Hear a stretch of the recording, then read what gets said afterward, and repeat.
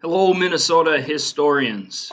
Today we're going to discuss some of Minnesota's arts and we might get to cuisine. We'll see, but otherwise we'll do that tomorrow. So, some of these places you may have been to or you will go to in the future, possibly. So, first we'll talk about some of the theaters. And an interesting fact, Minnesota has more theater seats per capita than any other state except for New York. And of course, New York has Broadway and off Broadway and that type of thing.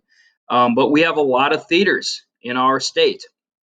And we'll talk about some of the famous ones. Not so famous, but famous in New Prague. We've got Adelico Arts. The Orpheum Theater is downtown Minneapolis, seats over 2,500 people. It was built in 1921, so some of you may have gone there or seen something there. And the Orpheum you can kind of see on Hennepin Avenue. Give you an idea where it's at. Here is where the mills are or were on the Mississippi. Here's Target Field. US Bank Stadium where the Vikings plays over here. And that's the inside of the Orpheum. So you can go there to see plays. There'll be concerts, comedians. A lot of times you may see a famous production that either started on Broadway or will start here before it gets on Broadway. So some famous ones like The Lion King actually started there. You can go there and see Wicked, but you see some very, very popular Broadway plays will play at the Orpheum Theater. The Guthrie Theater was founded in 1963, and it was founded to be an alternative to Broadway, something less expensive and cheaper. This is the remodeled, or the second site, I should say, the newer Guthrie Theater from several years ago. They built it. Um, the founders wanted a theater they could experiment with. They've had some famous actors, actresses go through the Guthrie. Kevin from The Office performed there. They've got this round stage up there. I've been there a few times. It's been a while since I've been there. Saw the Christmas Carol that plays there every year. We have the Children's Theater in Minneapolis that specializes in plays for families and young audiences. And many times, most of the cast are also children. Not the whole cast, but a lot of the cast.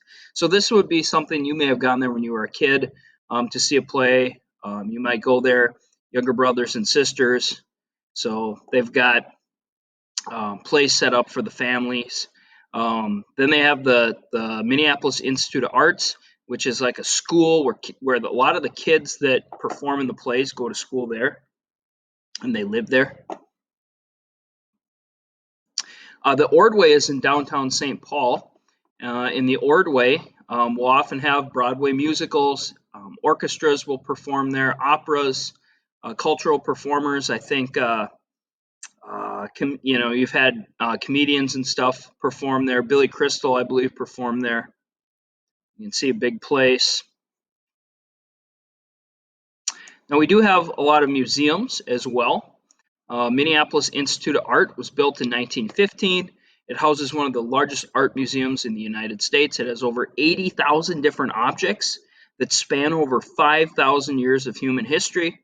Admission is free to get in there unless there's a traveling exhibit. You oftentimes will have to pay to see that traveling exhibit come through. And you look at it, it just looks like a museum, right? Here's the Frederick R. Wiseman Art Museum. If you go to the University of Minnesota and you take an art class or two, you might end up studying here. You can see it kind of looks a little different than the Minneapolis Institute of Art. This is a museum, so is this, but the front side of it kind of has all this sheet metal on it. Kind of looks like a castle. They have over 20,000 images there, a lot of modern art, but they also have an extensive collection of Native American pottery and Korean furniture. And then the Walker Art Center that we've talked about in the past. Thomas Walker, who made his money as a lumber baron in northern Minnesota, he helped start this collection. This art center has over 700,000 visitors a year. I think on TV sometimes when they show different landmarks in Minneapolis, one of the famous ones is the Cherry on a Spoon, and that is at the just outside in the Sculpture Garden at the Walker Art Museum.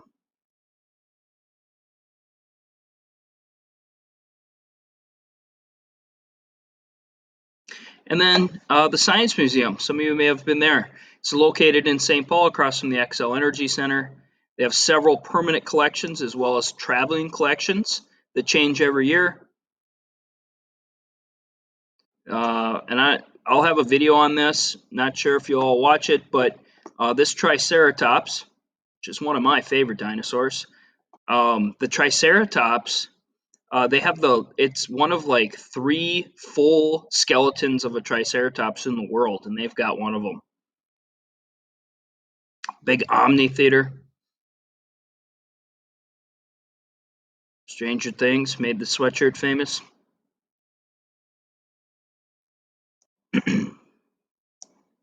The Minnesota Orchestra. We do have a state-funded orchestra that's based in Minneapolis. It was started in 1903.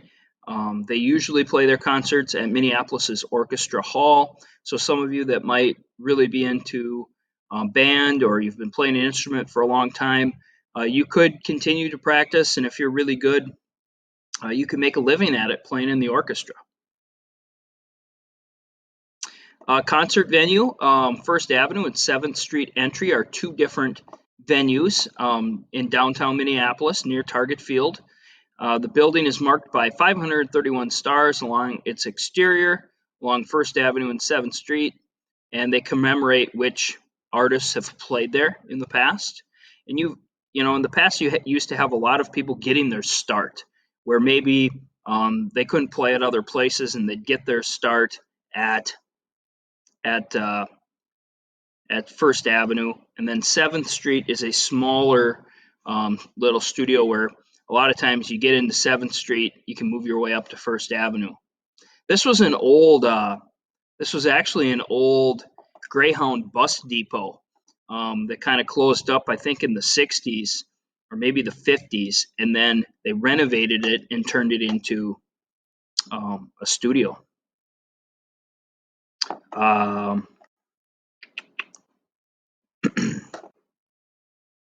During the 1980s, Prince made it famous. It was actually kind of struggling until that point when Prince filmed the movie Purple Rain there, and he would perform there every so often, a few times a year, and really kind of made it famous. People started traveling from all over the country to go see this place, and really Prince kind of made it, put it on the map.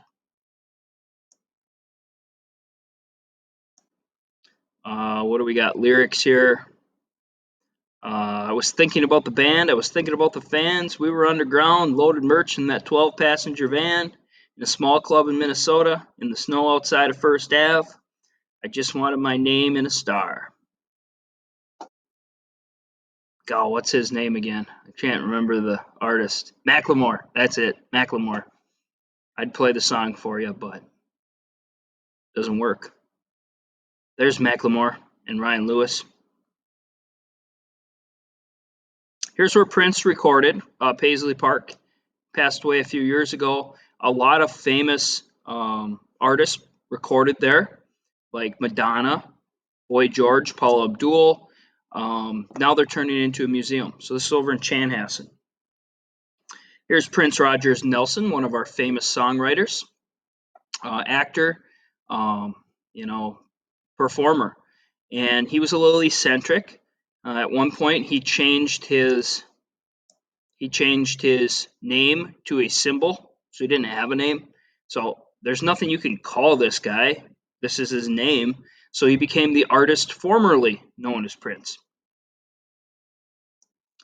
A couple other famous music producers, Jimmy Jam and Terry Lewis, who founded Flight Time in Minneapolis, moved it to Edina, and they've also had Michael Jackson, Janet Jackson, Usher, Mariah Carey come in and record at their studios, so they're famous producers. They make music. There they are. Bob Dylan, we've talked about him before. He was raised in Hibbing. He became one of the biggest folk singers of the 60s and 70s. His music became anthems for protest in the civil rights movement, the Vietnam anti-war movement. Here they are, Joan Baez, Bob Dylan playing at the March on Washington for Jobs and Freedom in 1963. We would have listened to some music. I'll have some links to it. Here he is receiving the Congressional Medal of Freedom. Or no, sorry, not Congressional. Presidential Medal of Freedom. One hit wonder, Lips Incorporated. They created the song Funky Town. They were based in Minneapolis, and basically Funky Town was about getting out of Minneapolis. They didn't want to be here anymore. They wanted to get to New York. And so Funky Town was about how Minneapolis is boring and they want to get to New York, which is a funky town. The Andrews Sisters were maybe one of Minnesota's biggest groups until you run into somebody like Prince. They started singing in the 1940s, or they became huge in the 1940s. They were born in Minneapolis, these three sisters. They had many number one hits, probably the biggest, most profitable group of the 1940s. I had links to this as well. I'll have them on a document for you to look at if you're interested. Garrison Keillor, an American author, storyteller, humorist. He had over almost 40 years of radio when he hosted the Prairie Home Companion on Minnesota Public Radio and National Public Radio produced it. And people listened to it all over the country. And he kind of had a fictional town that he talked about on his show called Lake Wobegon, which was about like a kind of a small Minnesota fictional town. Some of our big concerts. We Fest is a country music festival that people attend. Well over 100,000 people will attend it every year up in Detroit Lakes. They'll camp out and listen to some big country music stars. I think I had see what the lineup was last year. And I'm not a big country music fan. Looks like they're not hosting it this year. That's too bad. Let's see. 2019 We Fest lineup. Keith Urban, you might have heard of him. Billy Currington, don't know him. Leanne Rimes, I've heard of her. I've not heard of Walker Hayes. Tyler Rich. Is Tyler Rich from Big and Rich? I don't know. Brooke and Dunn, Jake Owen, Lanco, Jimmy Allen, some big stars. Chris Stapleton. Oh, there's Big and Rich. I bet this Tyler Rich is not from Big and Rich. I don't know. I'm not a country fan. Moondance Jam is more of a rock and roll concert up in Walker, Minnesota. I bet if We Fest isn't going on, neither is Moondance Jam. Bands. Well, doesn't look like it's canceled yet. Alice Cooper, the Beach Boys, what's left of them? Daughtry, Night Ranger. I don't know some of these groups. Here's last year's. They were Kid Rock. Ooh, he used to be good. Alice Cooper. I guess he's a heck of a golfer. And that's where we'll stop. We will talk about cuisine and some foods that make Minnesota famous tomorrow. And I'll have some links for you to view, to listen to some of that music or learn about some more of those theaters.